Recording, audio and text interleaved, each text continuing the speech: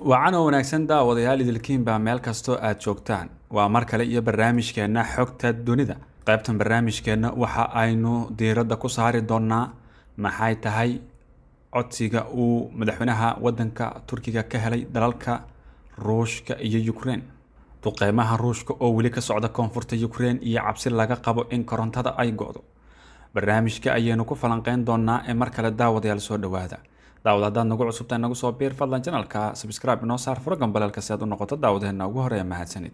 Wasiirka difaaca Turkiga Hulusi Akar ayaa sheegay in madaxweyne Recep Tayyip Erdogan uu helay codsi ku saabsan maxaabiis isdhaafsiga ee u dhexeeya Moscow iyo Kiev xilli duqeymaha Ruushka ay weli ka socdaan meelo kala duwan oo ku yaala koonfurta Ukraine. Wargeyska Telegraph ee ka soo baxa Ingiriiska ayaa sheegay in koronto la'aanta dhacday kadib duqeymihii Ruushku ay dhalisay cabsi laga qabo in Ruushka uu u dhaqaaqo in uu korontada ka jaro dalkaas. Akar ayaa tilmaamay inay jiri karto natiijo arrintan la xiriirta sida uu hadalka u dhigay.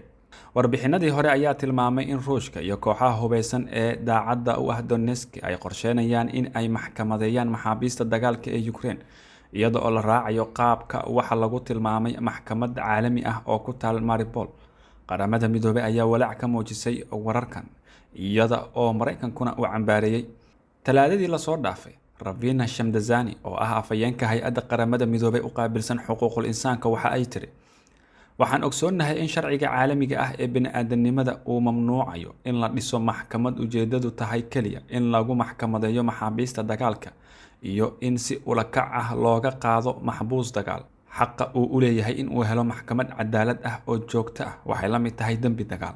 Dhinaca kalena madaxa maamulka militariga Donetsk ayaa sheegay in xilli habeen ah ay ciidamada Ruushku duqeeyeen magaalooyin ka tirsan gobolka Bakhmut iyo sidoo kale Kramatorsk ee bariga Ukraine. Waxaana duqeymahaasi ay waxyeello gaarsiiyeen 4 guri oo ku yaala 9 dhisme oo la degan yahay iyo 2 goob oo waxbarasho. Sawirro uu baahiyay qof u dhaqaaqa deegaanka ayaa muujinaya qayb ka mid ah duqeyntii Ruushka uu geystay gobolka Seversk ee Bakhmut ee bariga Donetsk. Wargeyska Telegraph ayaa sheegay in mugdiga koonfurta Ukraine kadib duqeyntii ay sababtay in la gooyo shabakadda nukliyeerka ee warshadda Zaporizhzhia iyo sidoo kale reaktoriska. Waxaana taasi ay keentay cabsi laga qabo in Ruushka uu u dhaqaaqo sidii uu u jari lahaa korontada dalka Ukraine.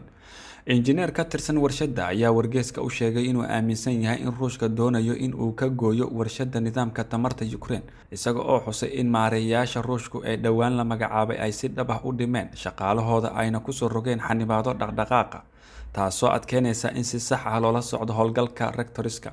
Waxa uu ka digay in shaqaalaha Ukraine laga hor istaago inay kor u qaadaan walaacyada ammaanka marka ay booqanayaan kormeerayaasha IAEA-da iyo sidoo kale in qaarkood la jir dilay si ay u sheegaan oo kaliya waxa loo sheegay. Injineerka waxa uu tilmaamay in hakad ku yimaada korontada loo baahan yahay in lagu qaboojiyo mashiinada iyo sidoo kale kaydinta shidaalka ay iyadu walaac tahay. Dhinaca kalena xubin ka mid ah Ruushka military iyo sidoo kale maamulka rayidka ah ee Zaporizhzhia Vladimir Rogov ayaa sheegay in joojinta tamarta korontada ee Ukraine ee warshadda Zaporizhzhia ay ka dhalatay qarxii Ukraine kaas oo jaray dhammaan 4 xariiq ee mas'uulka ka ah bixinta tamarta Ukraine. Barasaabka Zaporizhzhia ayaa sheegay in Ukraine ay bilowday inay dib u bilowdo howlihii ay ka wadeen 2 reaktor ee warshadda nukliyeerka ee Zaporizhzhia. Hay-adda caalamiga ah ee tamarta nukliyeerka ayaa bayaan ay soo saartay Khamiistii ku sheegtay in Ukraine ay ku wargelisay in xariiqii ugu dambeeyay ee korontada siiya warshadda nukliyeerka ee Zaporizhzhia ee Ruushka ka taliyo uu dib u howlgalay kadib markii la hakiyay. Wakaaladdu waxay sheegtay in ugu yaraan 2 jeer ay ka goysay xarkaha korontada maalintii ka hor inta aanay mar kale ku xidhin, balse ma aanay shaacin sababta tooska ah ee keentay koronto la'aanta. Qarashada Ruushka. Dhanka kalena wasaaradda difaaca Ruushka waxa ay xaqiijisay in ciidamadoodu ay ka dambeeyeen duqeyntii Arbacadii lagu weeraray xarun tareenada laga raaco oo ku taala bartamaha Ukraine kaasoo Kiev ay sheegtay inay ku dhinteen ugu yaraan 25 qof oo ay ku jiraan dad rayida.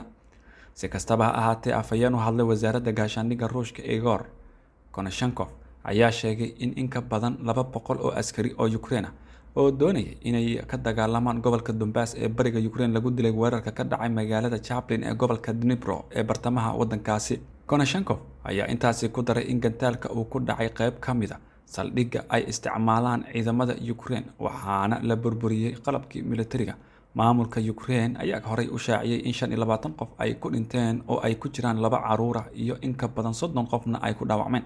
Ku-xigeenka madaxa xafiiska madaxweynaha Ukraine Kirill ayaa waxa uu sheegay in ciidamada Ruushku ay beegsadeen goobta rayidka ah iyo kaabayaasha tareenada ee Chaplin. Dhanka kalena ergeyga sare ee Midowga Yurub ee arrimaha dibadda Joseph Borrell ayaa sheegay in Ruushka uu ku guuldareystay dagaalka kadib markii uu ku guuldareystay inuu gaaro hadafkiisa.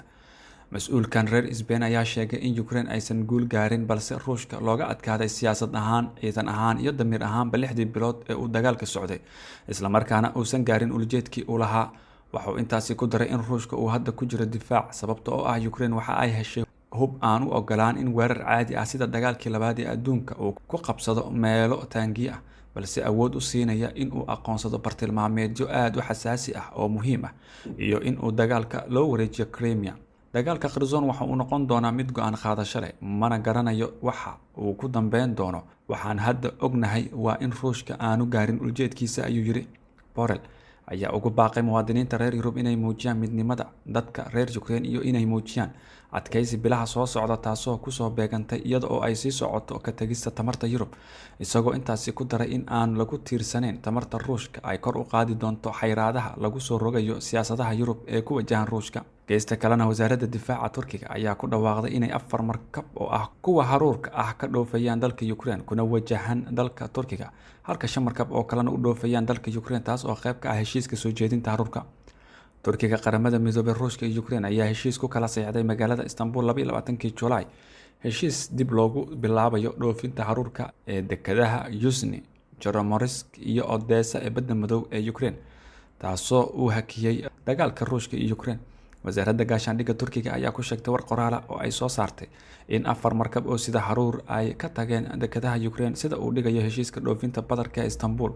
Waxaana intaasi ku dartay in shixnadaha laga soo dejiyo dekedaha Ukraine ay u socdaan sidii loogu talagalay. Waxayna xustay in 5 markab oo lagu baaray Istanbul ay iyaguna u ambabaxeen dalka Ukraine. Xarunta isku dabarid oo ay ku midaysan yihiin mas'uuliyiinka kala socota 3 wadan iyo qaramada midoobay ayaa laga dhisay Istanbul si ay ula socdaan shixnadaha.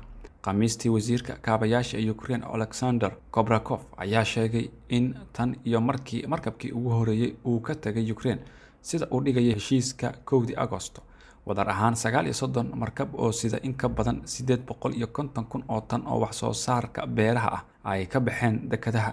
daawaday aragtidaada qaybta hoose commentiga noogu reeb. barnaamijkan xogta dunida waa naga intaas. barnaamijka midka xigeentan ku kulmi doona. Nabadgelyo. Assalaamu calaykum waraxmatullaahi wabarakaatu.